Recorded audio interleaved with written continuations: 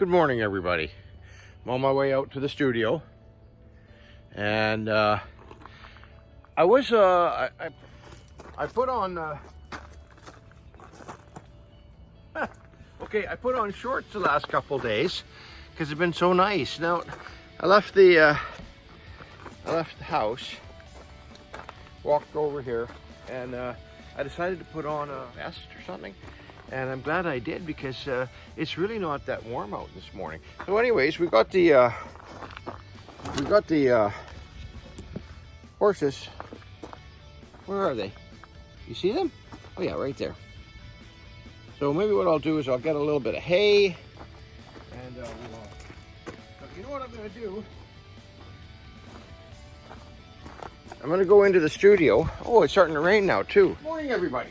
Good morning, everybody. I put fresh water in the coffee maker yesterday, so let's get a cup. Which kind of cup should we have today? Everything I say will be on the exam. Okay, so let's get that in there. Maxwell House Blend. Oh, that's good. Now, I have the beta version of coffee makers, because I believe, if anybody remembers beta and VHS,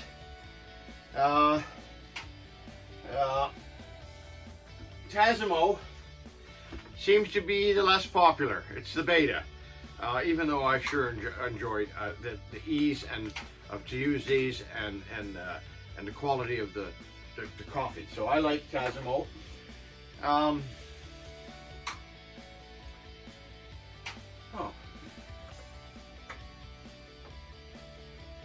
Okay, so let's get back out there. We're doing casting today. We got the oven on. We're doing a memorial ring for Clint, and there's going to be a gold part and a silver part, and that might be the next video we're going to do. So a little morning on the farm, a little coffee, and then into some casting. Go out to the horses again. All right.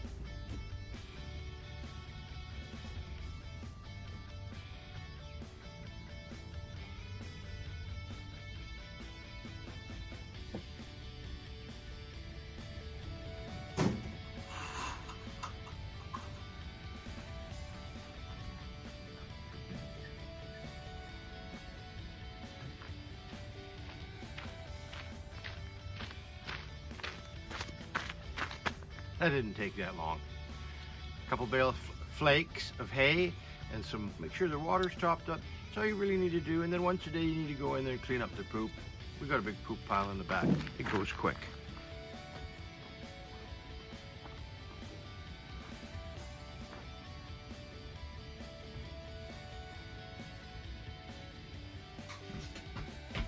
Okay, back in the studio.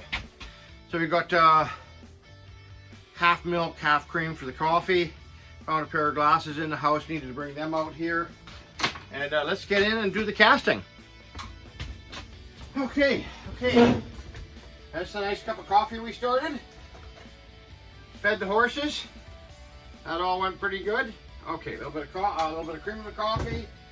And what do I want to say today? Okay, so we're going to bring out the oven's going. Coffee's ready.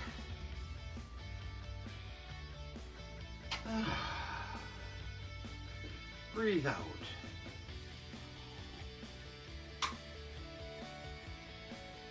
Oh man, that's good. Okay, start the equipment. Not that hard, just start the equipment. I only need a few things today. So we're gonna make sure the water is right on the steamer.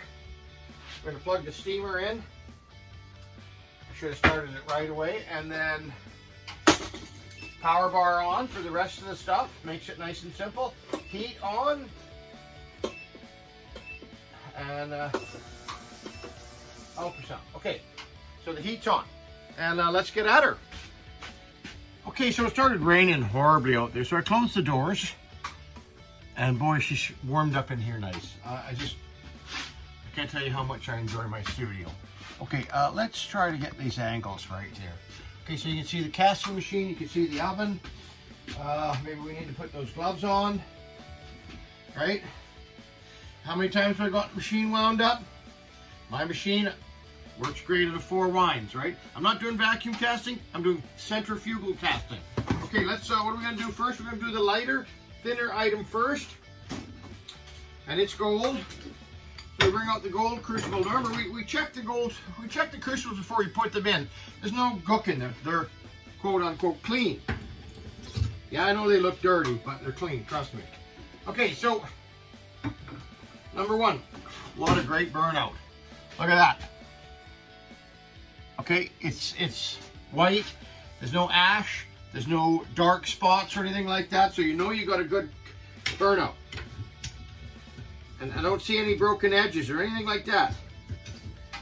Okay, so get that on there. Get that in there. Oh, what's that? Huh, I would have missed a piece. That wouldn't have been good. Okay, look at that.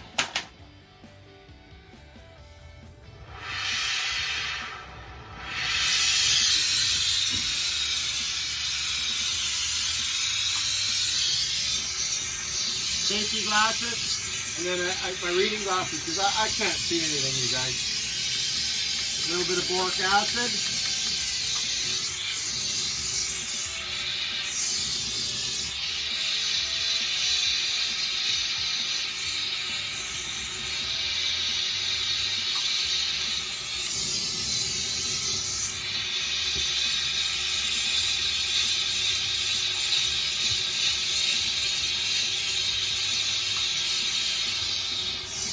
Making sure there's nothing on the carbon rod. I meant nothing in the sense of gold or anything like that, right? Now, are you wondering what I'm doing there? I'm just forcing the machine down. Sometimes it hops a little bit. Okay, so that's a real basic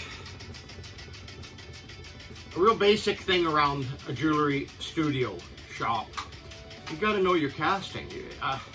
Unless you're just a completely all-hand fabrication shop, yeah, I understand that. But still, there's casting in the sense of you got to make the ingots, you got to do this, you got to know your torches, you got to know your flames, you got to know the boric acid, you got to know all that type of stuff, or at least feel comfortable around it. Okay, you guys? Okay, so that was a good casting. I feel very confident about that. Crucible, there's no gook in the crucible, right? It's gone out. We'll put it in there so it cools properly. It tempers itself down, okay? What a great, that's still hot, but that button's mint. Okay, so where does it go? It goes to our go-to spot. Why is it our go-to spot? Because you can put it right there, lots of airflow around it, and it's not going to be a problem or a hazard or anything like that. Okay, so if you like what I'm doing, hit the subscribe button, hit the like button, make a comment. The algorithm really likes that. I'm at close to 28,000 subscribers. I feel pretty good about that. 10,200 or something on Instagram and 5,000 on Facebook, so I'm feeling pretty good. So let's, I'm going to keep the momentum going. I'm going to try to make some more videos and try to make it interesting and educational and fun. Try to include a little bit of the horses. Did you call a friend today? Did you call a pal? Remember, you can always say, oh, somebody else will call them, right? Somebody else will call them and now it'll be okay, and you know what, don't worry about it. Yeah, I guess so. Yeah. But maybe they sit there and think that for you too, though, right? So I get my lucky phone calls every now and then, people checking on me, and I sure appreciate it. And even your positive comments sure makes me feel good, and thank you very much for this. And like I say, everything I say will be on the exam. Okay, this video, we're going to try something a little different angle. Okay, and I don't know how well it's going to go, but let's get this wound up. You see how the machine stops and the spring catches? So we know that's there. So 1, 2, 3, 4.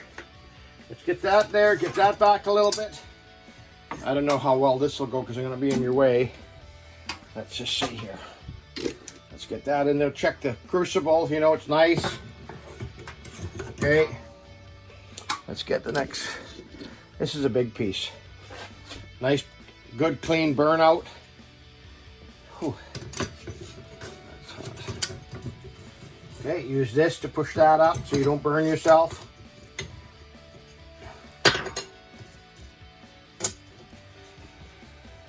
Get the silver in there.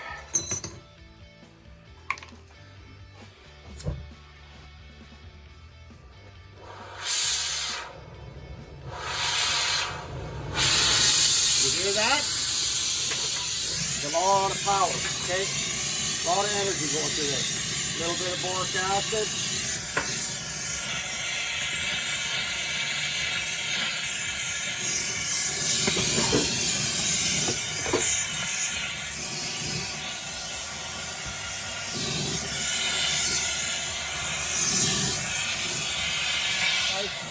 So I'm going to get ready to cast now.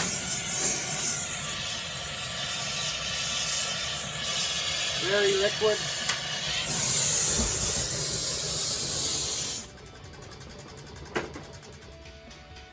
Okay, that was the new angle. So we'll see how that works out. And then I use this little plastic screen quick to maybe make a difference to see that you can see the molten metal while I'm working with it. Oh. And hopefully that made a little bit of a difference. Maybe you get an insight into my great holder, eh? I get a little bit of an insight into what I'm looking at. You know, after a while, you know, you can see that, especially silver, it almost looks like a mirror. And it's very liquid, very liquid. Where does it go? Look at how great that casting was. Goes to our go-to spot. Now, our other piece should be ready by now. Okay, so let's fill up a bit of water and let's just get that in there. Oh yeah, that's right. Leave the tongs right there because you got to pick that up. It's going to be too hot to handle. Okay, so let's try to get this over here like this. That's still running. It's going to make a great video. We'll put it together. Let's get the gloves off. You don't need them anymore. Maybe take those to the recycling. And okay, let's not waste any time. I like to clean the flasks out right away. Right, the flask. And get it out of the way. Okay, there's the piece. It looks like it's great.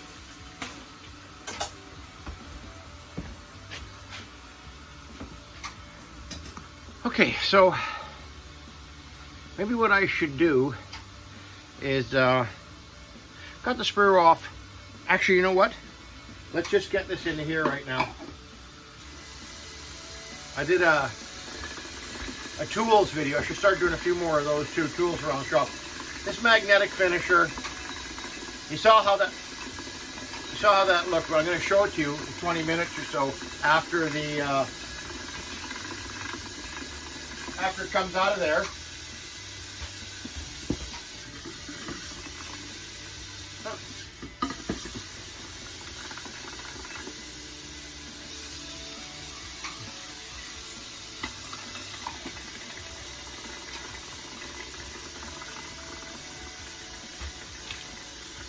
Sometimes if you change its direction or change the way it's sitting in the machine, it,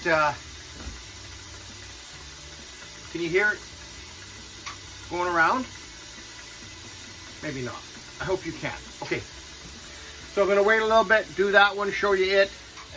And I'm working on the belt buckle too. So maybe I'll show you, oh, maybe that's what I should include too in the video. I'm all over the place today because literally I'm all over. I went to see my good friend Dimitri at New Solutions CNC out on 96th and 198th, I think, in Surrey, which is Port Kells, last night. What a great guy, what a great business. He makes very precision CNC machines. He just told me that I've known the man for probably 25 years, going on 25 years now.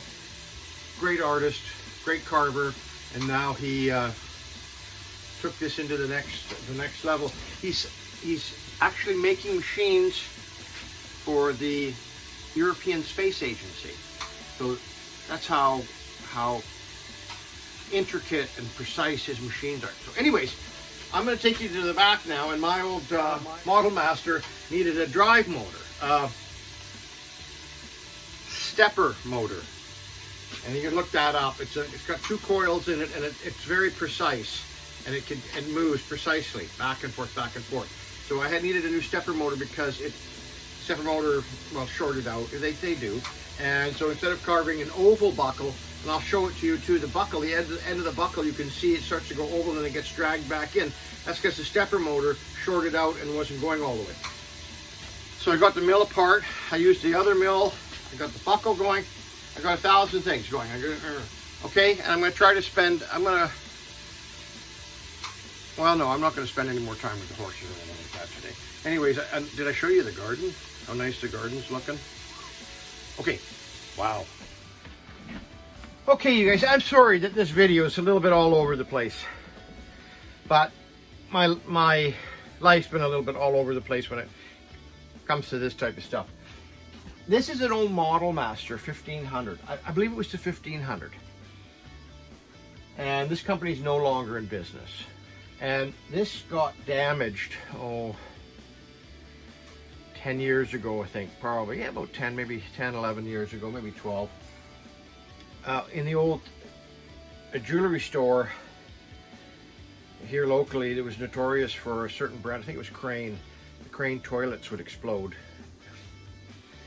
And the bathroom was right on top of this thing, and the water went.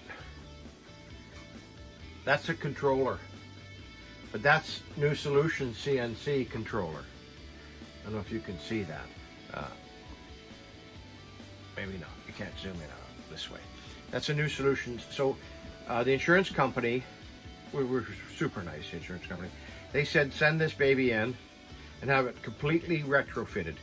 And so Dimitri, I can't remember what it was, he put new stepper motors on there. And that's what a stepper motor is, you guys.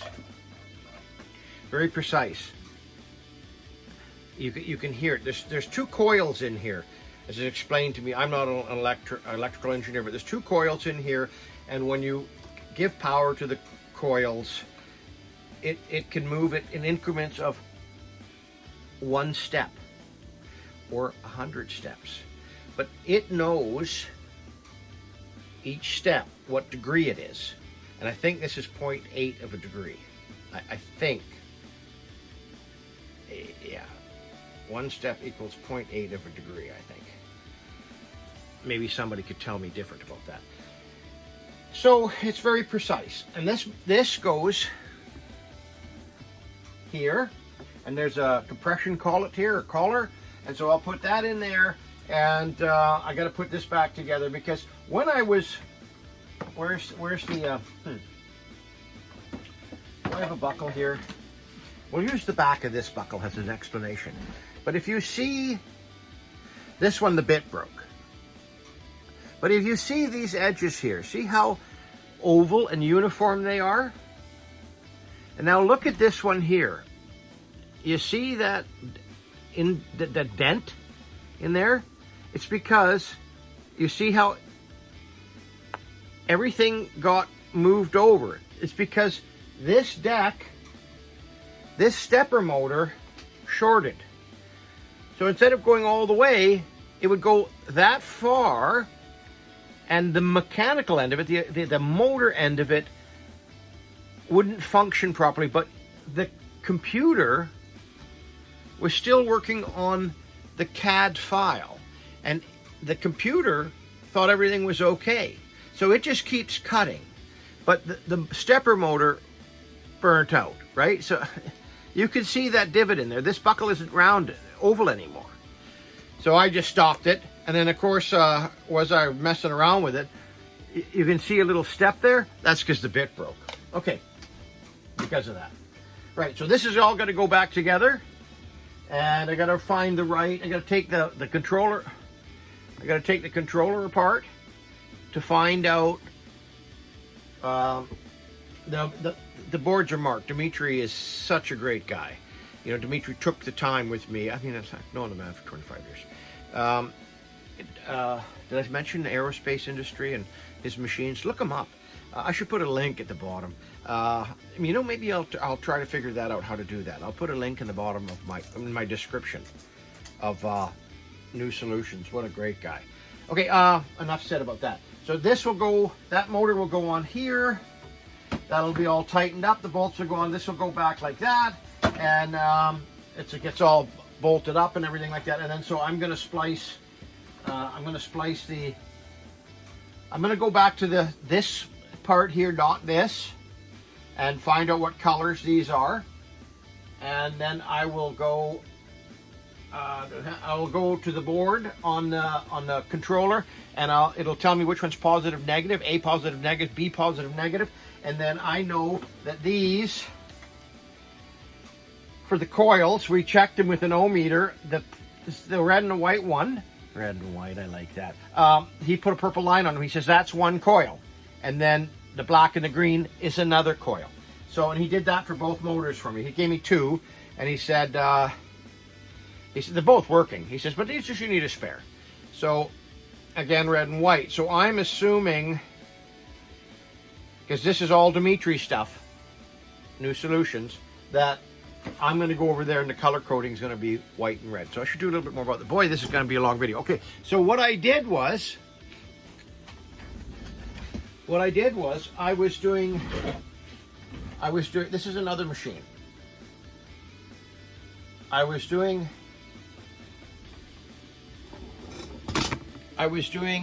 a bracelet on here, and I think it might be in one of my videos. I'm not too sure. And I did it flat. We're casting it flat. I should go pick it up today, because it's such a long piece. I don't have a flask for it to fit in, so I sent it to a friend of mine downtown, and he's going to cast it. And then once we get it back here, I get it back here, I'm going to finish it, hammer it, and shape it. And then I'm going to mic up all the pieces and everything, and I'm going to cut the death head to go on top of it. So that's going to be pretty cool. But what I did was, I put a piece of flat wax here. This is my surround for it. It's much nicer. But I cut a piece of wax. That's what the bandsaw is for. And then I put the piece of wax here, and I cut it. And oh yeah, this is going to be way too long on the video. And look at that. Piece turned out beautiful. Look at the detail on that, right? And then that will be cast. I cast that in-house. I cast them here. Okay, and the gold piece I'm going to start doing. Okay, what else? What else did I want to show you? Oh, one last thing. One last thing, and then you're going to say enough of you, Frank. I cast the pieces. Look at that. And so I stopped where I'm at right now, and I mic'd all this type of stuff. It's within 0.02 of a millimeter. So if we chrome this, it'll be perfect, right? This just fits into the no shrink mold, and you could tell it's no shrink because this thing just closes perfectly, right? I've explained that in several of my videos about mold cutting, and this one here just pops in. Oh, remember, there's two sides to this. Look, and then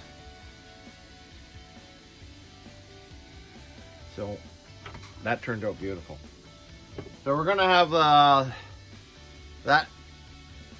this inspected, And then I didn't polish it 100%, but I got it just about there.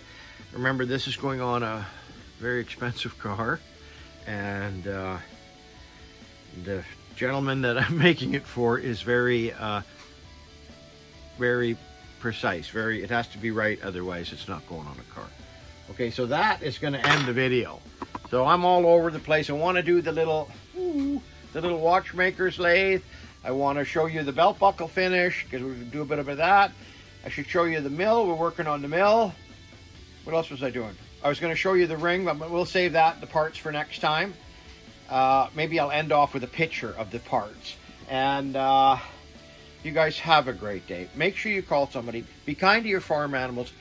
Have a cup of coffee, and try to be happy with what you're doing. Okay? Because you know what? If you're not happy, nobody's happy. Right? Have a great day. All right, you guys. Bye. Okay. I know I said I was leaving you, but I just want to show you. You saw how this went in? Look how shiny it is now. It's been in there for about 20 minutes. So you see what a magnetic finisher can do. Okay, so I'm going to take a picture of both of these. I'm going to take a picture of the ring part of it, just with the sprue maybe cut off, and maybe not even, just it out. I'm not going to say goodbye anymore. That's it. Okay. Okay, like I said, I'm going to end off the video with this. Okay. That's going to be cool. There's going to be diamonds set in there, everything like that. Nice solid piece. No messing around. That casting's turned out beautiful. And that's going to be soldered on there. Look at how nice that is. And this was his wedding rings. And the diamonds are going to go in here. This was his wedding rings, and the diamonds will go in there from his and hers. She passed on, and he wants to make a nice memorial piece. And I tried to overthink this, and I'm so glad it's come together like this. All right, beautiful piece. Have a great day.